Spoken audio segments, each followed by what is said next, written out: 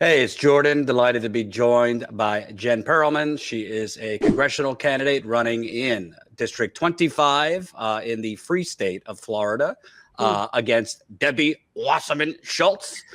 This is her second time against Debbie Wasserman Schultz. I don't really know if we could really count the first one. It was in 2020 during, the early worst of COVID, and she couldn't really campaign traditionally. Still did fairly well considering it was a mostly digital campaign, but radically different now. We're going to get into national stuff, but I wanted to start because Florida's primary is towards the end of the month. Debbie Wasserman Schultz has been in office longer than some viewers have been alive, and she is what she is. We know she put her body on the scale in 2016, had to resign in disgrace from the DNC. And has been a pretty loyal vote for the establishment. Tell us what's different this time, because we know the district has significantly changed. That's the geographical difference, and that is big. Our district did change. So we lost all of what was our Miami-Dade County segment, which our segment of Miami-Dade, it was very affluent down the coastline, which is definitely not indicative of the whole county, but that was what was attached to our district. And that coastline was full of condos and enclaves that cannot be canvassed. So for a grassroots campaign to lose that much ability to knock door, Aventura, the entire city is uncanvassable. So it's really a big thing. So losing that from our district is a huge win for us. And we gained a town called Miramar, which is, there's some gated, but mostly it's just working regular people, family homes, very canvassable. And then geographically is not the only. We have demographically, we're now 46% Latino in our district, which is significantly different than when I ran in 20. So there's a lot of those differences, but we're just such a better machine now.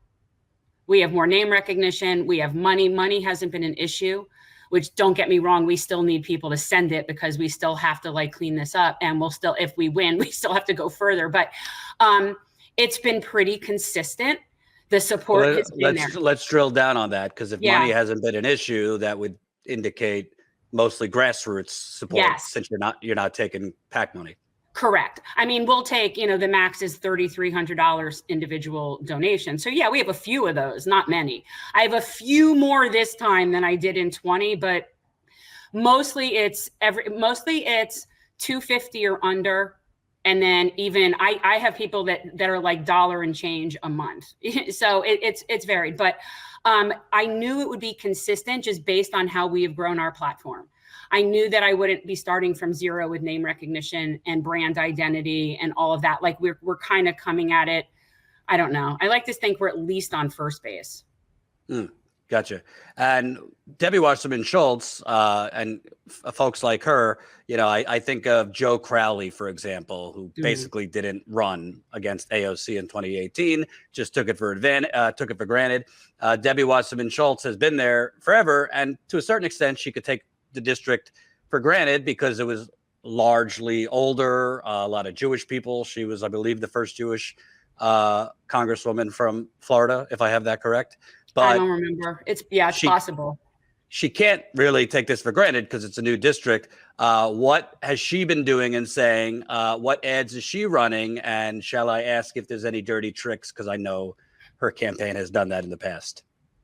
Yeah, well, we can get into all the dirty stuff in a second. Now, I personally have not seen any campaigning from her. I do know that some people have gotten mailers. I didn't get one. I don't know why. Maybe just my precinct wasn't priority, because as mailers, they get prioritized. But so I know she sent out a mailer. But what's interesting is all she's doing is promoting that she got this endorsement or this endorsement, as if it's almost like the virgin election. Right? She's getting these endorsements, even though there's no primary happening. So she's just telling you how well she's doing, so she's not really actively campaigning. She's tried to have a few public events as, our sitting congressperson. And a few times in the past couple of months, they've had to end them early, ask people to leave, because she won't take questions. So it's very hard for her to be in public. It has to be completely controlled. So she's not really out. I guess sounds like a president that just announced he wasn't running for re-election. Yeah. Well, I don't think that Debbie is like mentally incapacitated. No, but I mean, Biden reports came out that they had everything choreographed down to the second of where he would walk, who he would talk to. Yeah, that's how it is for her to go to any public event, always. She generally won't go anywhere where regular people can talk to her. Every room it's always pre-reserved, pre-planned, planted questions. Like there's nothing organic about any event she has for constituents, nothing. And when she supposedly had a public event like a month ago on housing, well, they limited it to board members. So for whatever that is, I'm not even sure which board they're talking about, but in any event, I haven't seen her out. Her main strategy is to pretend this isn't happening. However, I do believe she's done a poll and that she understands. So what she's doing instead, so we can segue into the dirty portion, instead of campaigning, what she's relying on is bullying people into compliance behind the scenes. And I mean, she went as far as threatening somebody, an elder in the Black community, because said person included. Am I still there? Yeah, you went out for a sec. Okay. So I was included in a Juneteenth parade where other candidates, other offices, sitting officials, it was like a bunch of different people in Hollywood. One sec. Start that from the top. She went as far as threatening. Right. So I mean, I'm going to tell you what led to the threatening. So there was a Juneteenth parade in a Black community in Hollywood that is regularly planned by a woman who is an elder in that community and very respected and does a lot of service. This is a very community oriented, like these people have lived there their whole lives. And I was in this parade, a lot of candidates, a lot of city officials. It was for Juneteenth. I was just walking with Peter and my friend, and we were just walking, holding signs. That night, the woman who coordinates that gets threatened because she had me in the parade. And when I mean threatened that something could happen to her organization.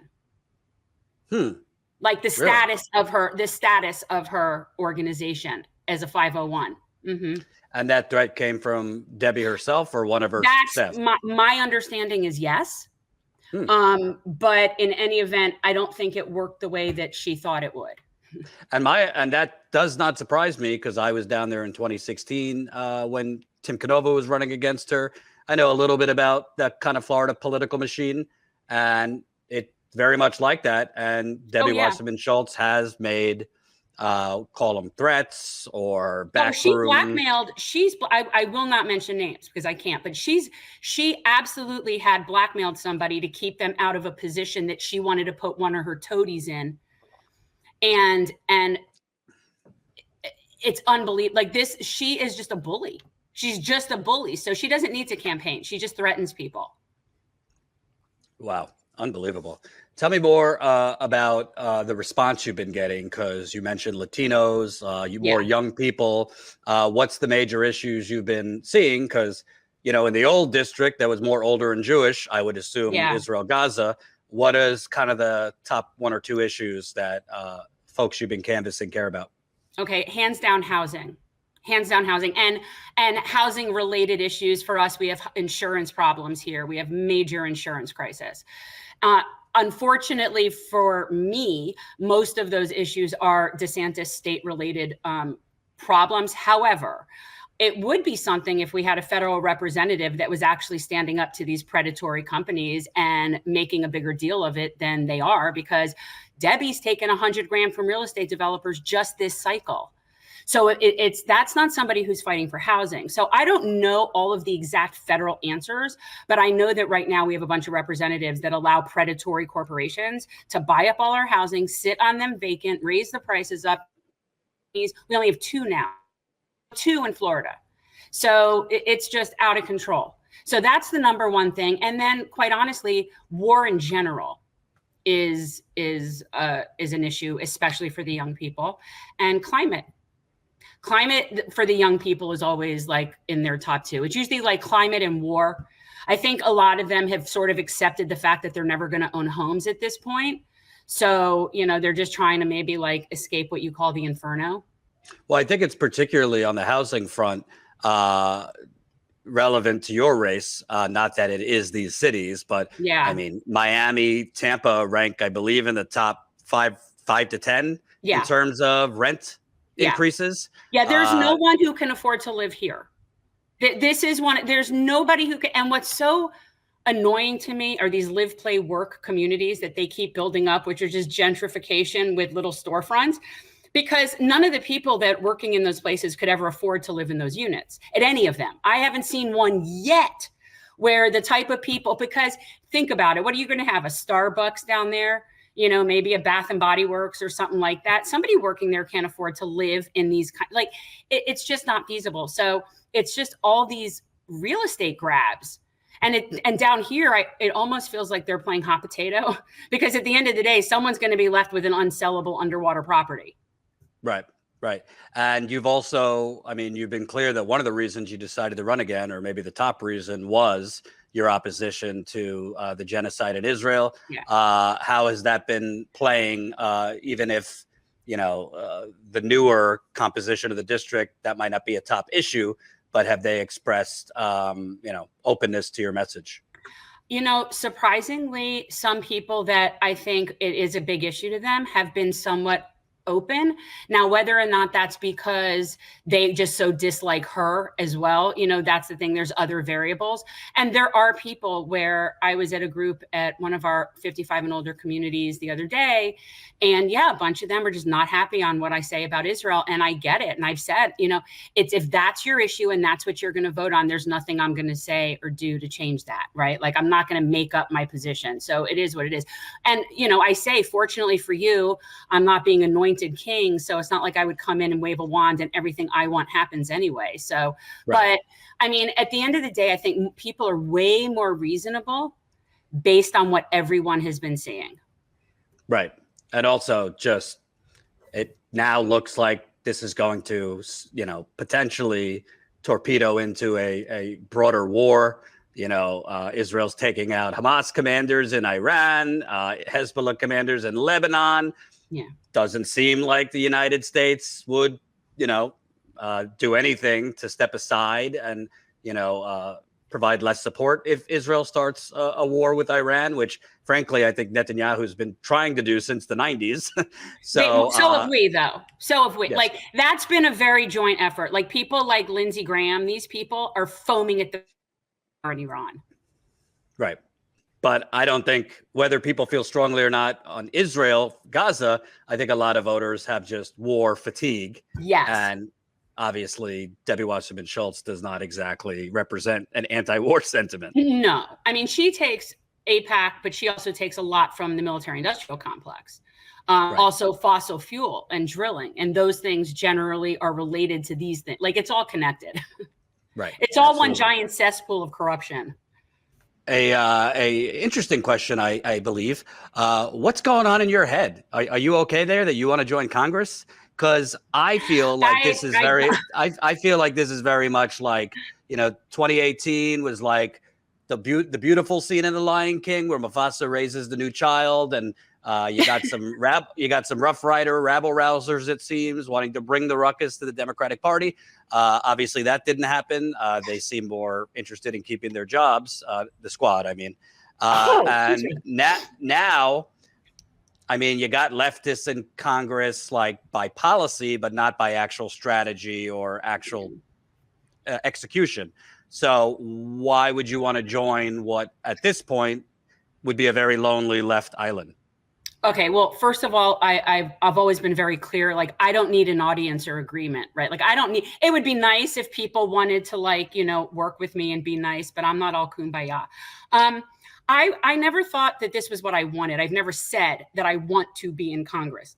Quite honestly, if my representative was merely just feckless, I wouldn't even be doing this. I just cannot stand the level of injustice. And it's just the hypocrisy, the corruption. It's brazen. It's so disgusting at this point. But I do agree, we're definitely at a very low point there. And I don't like to ever talk about the quote unquote squad. I hate that term. I've always hated that term, because to me, a squad indicates that there's a joint mission, and clearly they don't have a joint mission. So I don't like that at all. But I don't know all of them individually. I can't speak as to why they've done what they've done. I do know that my position is such that I don't care enough about keeping that job forever that I would not be doing that job. So I'm not somebody that's going to be bullied or scared about being primaried out. I mean, I'd be like, don't threaten me with a good time. So, you know, it's just, I don't know where their priorities are. My goal would be to just have 2 years of the loudest platform I've ever had in my whole life, to build as big of a coalition as I can build, because that's really my bigger mission. That's the thing. Like, going to Congress, that's a thing, a path, a strategy. It's also helping to unseat someone filthy corrupt. That's great. My mission is general strike, May Day 2028. And that got put in my mind like a year or so ago. And I'm like very fixated on it. And I think that a big part of what I want to do is build coalition. We need to connect all the different movements together. It can't just be labor. It has to be, we need to get the anti-war people and the abolition people and the environmentalists, and all those people need to come out for each other's things and recognize that we all have the same oppressor. And that is the big, like, that's really my ultimate, you know, now what would happen after that? I'd be like day after a wedding, where I wouldn't even know what to do with myself after that. But that's sort of like my long-term plan. Gotcha. And moving from, you know, your race to the national scene, it kind of seems like we continue to have this choice, get shot in the head or drink poison. Right. The drink poison moves from Biden to Kamala Harris. But if you're in Gaza, it's actually get shot in the head, because I've seen no evidence that Vice President Harris would change a thing other than maybe cry, you know, more sympathetic crocodile tears. What are your thoughts? I don't know. I still think Trump is in the driver's seat, even with his recent, you know, straight up racist comments. Reminder, he said John McCain wasn't a war hero for being caught. He won. He started his career on birtherism. He won. I don't really think, you know, his racism might actually help him, because it might actually activate more of, you know, kind of that subconscious to conscious borderline racist white working class vote. But what are your thoughts? Because I think if it's Trump, obviously that's problematic. And if it's Kamala Harris, status quo, more of the same. Yeah. Well, personally, and this is just me, I will not vote for anyone who is willing to supply arms to countries in violation of international law. That's just for me. That's a deal breaker for me.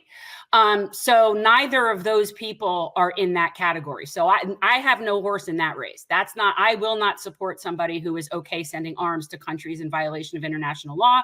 I actually take, and by the way, in violation of our own laws, and I take those things seriously. My issues with Kamala, and they are plentiful, I can honestly say have absolutely nothing to do with her race or her sex, gender, or whatever. I could not care less. I have issues with how she conducted herself as a prosecutor. I have issues with how she has conducted herself as a senator. I have issues with how she's conducting herself right now. But more importantly, I think that she's basically Hillary Clinton in a Kamala suit and will do whatever Team Clinton tells her to do. So my biggest issue, and I've thought this for quite some time, that this has always sort of been the plan. They tried to get us to like Kamala, but nobody did. She couldn't get any votes in the primary. So they're like, okay, how can we shove Kamala down their throats?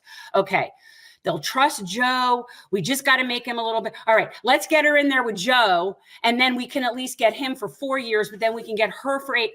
I do not doubt for 1 minute that this was sort of like their plan all along, because they knew that she wouldn't be able to get elected on her own merit.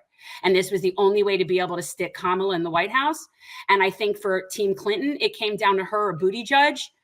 And I think they went with her based on her demographics versus Pete Buttigieg's demographics. That's what I think.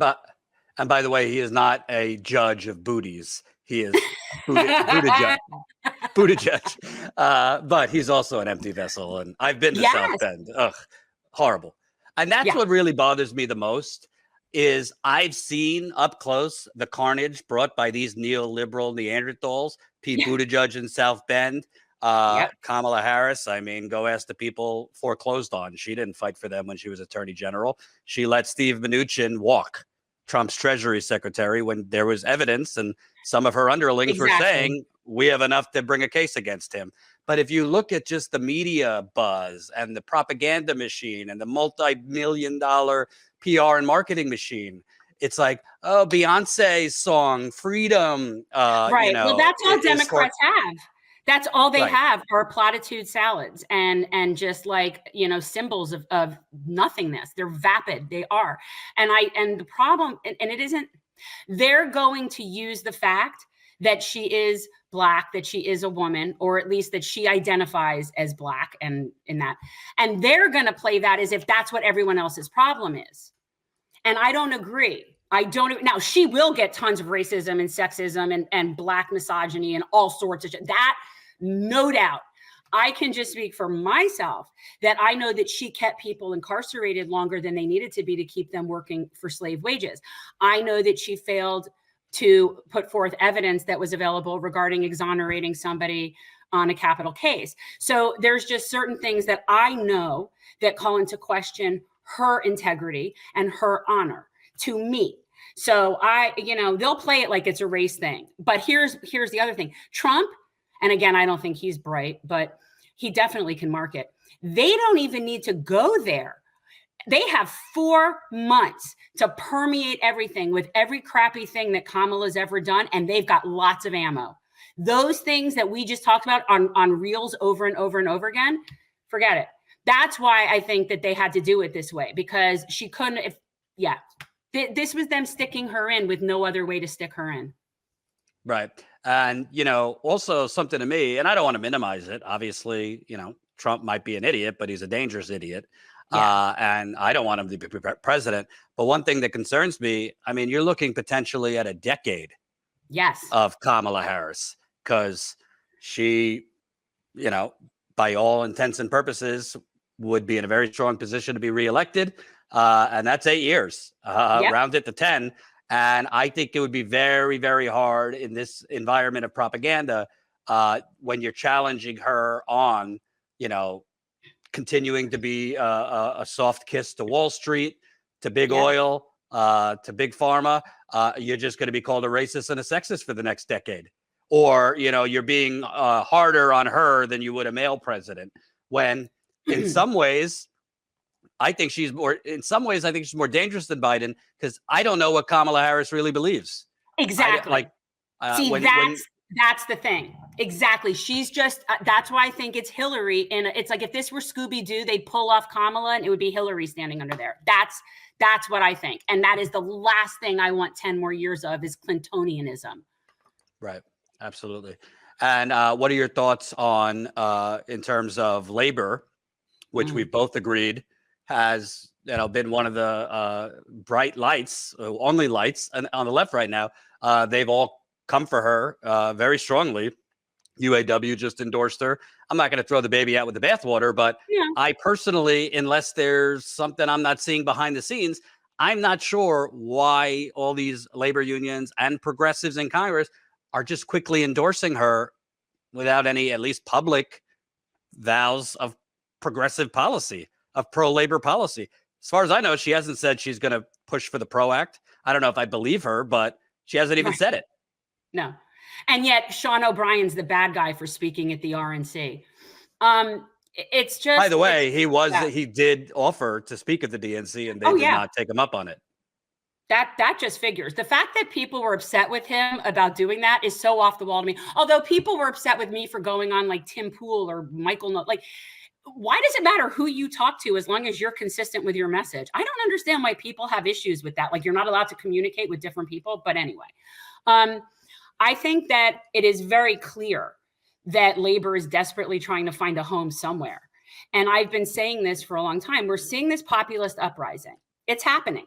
It's happening globally. And so the right is already there, standing there to take advantage of it. And the left is too busy licking Wall Street boots to notice what's going on around them, or they just don't care, because at the end of the day, they win either way. That's the other thing. The people on the top of the Dem party, they prefer, I believe, to have someone like Trump in office, because then they just get to sit there at fundraise and they have excuse after excuse as to why they can't get anything done. I think that the Democrats prefer that, personally. So I don't think they really care about what happens with labor, because at the end of the day, they're in with Wall Street and management. So nobody cares about labor. The fact that the UAW endorsed the Dems, I felt the same way when they did it with Joe. I mean, he held off for a little while, but at the end of the day, what are they going to do? What are they going to do? And most likely, if they're doing it how they're supposed to, it's coming down to membership, is it not? Probably not switching over to Kamala that quickly, but because I don't know they had time to do that. But well, I will say this in fairness to the UAW, I do know because I was there. Biden at least stayed out of it. That's what they wanted. They wanted the White House and DC to stay out of the strike. He did stay out of the strike most of the time. Obama in specific, threw their bodies on the scale behind the scenes, tried to push labor to take a shitty deal. The whole rescue Detroit thing that they brag about, Obama and Biden. Well, rescuing Detroit came with a lot of the shitty concessions that auto workers had to make, including, temporary workers and all of that. So he did stay out of it. I don't really care that he showed up on the picket line. People made a big deal about 12 minutes. That. He was there for what, 12 minutes? Yeah, that's a photo op. But at the very least, they got something from him, whereas Trump is, overtly anti-union. But I think what the UAW and others, it's kind of at odds with we have to heighten our expectations. So you can't just accept crumbs as the basic starting point.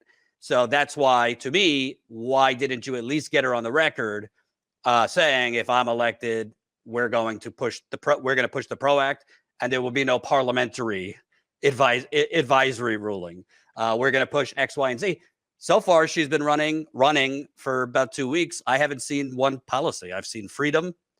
You're never going to see a policy because there is no policy. The policy is but Trump. That's their policy, is we're not Trump. And I understand, and Democrats are fine with that, I guess. They're fine with it because every election is the most important election of our lifetime. And even though we're very upset about this, we'll get on them later. But right now, we just all have to get in line so we don't have to. You know what? That only works on very privileged people. It does. The people that I know that are most concerned about Trump, whenever I get it on the phone or wherever I'm talking to people, these are all comfortable people. It's true. People that are the people that can't afford the $400 emergency, which is most of this country that are just trying to get by, they are not concerned about Trump. That's not their first issue. If you ask them, they have a laundry list of issues. Trump is not even anywhere in the top 10. So when somebody tells me that that's their key issue, that's how I know that you're privileged. So think about it from this perspective. If that's the only selling point that the Democrats have is that they're not Trump, who are they selling that to? Only very comfortable, privileged people, because that's the only people that really buy that message. So the Democrats are not even trying to engage with working people, because working people, that's not the message that they want to hear. It's just not. Right. So, yeah. And also, I mean, at the end of the day, it's not being discussed. If we had an actual progressive leftist nominee, a lot of this inflation, perhaps half, is just price gouging and greedflation. Yeah. That is illegal in most other countries, or there's serious punishment for corporations that, price gouge to the point where it's way lopsided and it's nowhere near those corporations' increased costs on their end. That's the same thing going on at the grocery store right now. Yeah. So the supply chain is not as bad globally, yet grocery people are still paying $200 when they used to pay $100. Kamala Harris isn't talking about that. She could, again, putting aside whether she means it or not, or would do anything. Biden, his whole time, he wrote sternly worded letters to the fossil fuckers, asking them to bring down prices, when he could have just said, we're taking your $15 billion in free subsidies. Poof. Yeah. We're taking it away. That's what John F. Kennedy did before, the CIA got him. Well, that's what I was going to say. See what that did. Now, Joe also said very stern words to Benjamin Netanyahu, but I don't think anybody takes Joe's stern words seriously at this point. I think it's safe to say that if you've been speaking stern words in all of these regards, but yet nothing changes, then maybe that's a sign that you're not very effective at what you're doing. Because like you said, there are presidents that if they had said stern words, people would get in line. Right. There were. Absolutely. I mean, that used to be a thing. And for you, where do you see, I mean, this is a broad question, but where do you see the left right now? Because the left, I don't know. It's on one end, it seems like the left, other than the Gaza protests, has been obviously very fractured in the post-Bernie world of the last 3 years. And I don't see the left coming back together. If Kamala is president, it just seems like everybody's kind of gone in their corner. You have some people kind of getting involved in labor, some people getting involved in union organizing, but the Bernie surge of the late 2010s is nowhere to be found. Do you think that gets better if it's a Trump presidency? Or, I know it's not your top priority, the presidential election, but how does the left start actually having a strategy again? I think that has to be completely independent of the Trump question or the president question in general. Something that I've noticed over the past 5 years, and this is definitely based on Florida because that's my environment, but the people that we talk about and we say, well, what happened to the progressive left? Where's all the Bernie people? How did the movement get so fractured? Blah, blah, blah, blah, blah, blah. I have come to the realization that a whole ton of those people were never really progressive in the first place. In fact, specifically here, our entire progressive groups, they were just Bernie people. And again, nothing wrong with being a Bernie person, nothing wrong with fighting for a campaign. But that does not translate to me into being a progressive in general. And so when Bernie's campaign ended, it reminded me of like when Jerry died and the Deadheads were kind of wandering around in Denver at the end of the tour and didn't know what to do with themselves. It's kind of like that, except for these people were never really progressive, or they're what we call peppers, right? They're progressive except for Palestine. We have a handful of those in our progressive caucus in this state. So I don't think they were ever progressive. I actually think this is an opportunity for us to build up the actual left. And by actual left, I'm talking populist left, working left, labor left, and what the left is supposed to actually represent, which is working people in solidarity amongst all working people against the man. We all have the same oppressor. So that's the key. And all of the like political correctness and all of that stuff and the woke and the this and the that and we're fighting over these things. And I'm not saying they're not important. It is important. I do not like people being abused in our trans community. Like that is important to me. I'm not saying it's not, but it's allowed us to be so splintered when economically we could be so not, we could be so unified. And that's why those things are there, is to keep us distracted with them. And I think that the real left, the economic left, is what we really need to start working on. And I'm not sure what that looks like, because there's people in Congress that are Republicans that I align with in so many more ways than any corporate Democrat. So I'm not entirely sure what that looks like and what the label is. That's the problem. People like labels. Right. I'll work with anybody who wants to help working people and fight for the least of these. I don't care what your label is. And every issue should be treated that way differently. And if people would just do that, we'd get a lot of things done. Right. I know no one's going to want to play with me, right? No one's going to want to play with me, Jordan.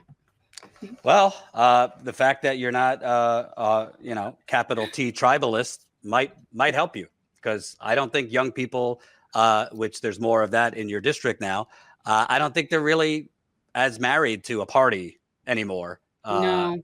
They want someone who's going to help them like afford rent and keep electric and the lights on. Last question, just getting back to your race, kind of what do you need? Because it seems like at this point, it seems like you're in a decent position, maybe a 50-50 to win, maybe a little better than that. But what do you need down there? Because obviously we've already gone over that, you'd kind of be on an island yourself. But if you're able to get elected, at least you'd do a little rabble rousing, which I think we need a lot more of. Well, that's the thing, right? Isn't that the point? I mean, and I tell everybody that I don't know how effective I would actually be able to be being an island. I don't know. I think in some ways it makes me able to work with lots of different kinds of people. So I also very much get along with very libertarian minded people on a lot of things having to do with our civil liberties. And, so there's certain things that we agree on. But yeah, I just think the whole point is to just be as loud as you can for 2 years and fight for your people, because at the end of the day, that's what people want. People don't expect you to always give them what they want. They just want you to fight for them. They want to see somebody fighting for them. They want somebody to have their back. They want somebody to explain to them, okay, I did vote against this, but here's why. So, because this is one of my favorite things, by the way, off subject, but I'll tell people, well, you know, Debbie voted against single payer at least 3 times. Well, there were probably a whole bunch of other things in there and she didn't want to do da, da, da, da. And that very well might be true. I don't know. I do know that that happens. But if that were the case, then I would think somebody would tell us that that's why. I think that that's why. I don't see that's the problem. They'd use that as an excuse. So I'm just somebody who's transparent and just wants to help people. So if that resonates and people like that offering, then they should go to our website. They should send some money because we still need it for another few weeks for sure. And then if we win, it'll be a whole other ball of wax. Like, I don't even know. Right. But yeah, we still need money and we need volunteers for sure. Right. And also just, you know, mental exercise of enjoyment. Just imagine Debbie Wasserman Schultz come January 2025 with nothing to do but go play canasta in South Florida. I mean, that would be super exciting to me. She deserves nothing wrong with canasta, by the way. A lot of folks play down there, but let's get her out of there. Thank you. Tell people the website. Gen2024.org. And guys, you can sign up, you can phone, you can text, you can, and if you live down here, please, and you can even commit to being at a poll during early voting for even one shift. It's helpful. Absolutely. Thank you very much. Guys. And we'll stay on it. All right. Thanks, Jordan.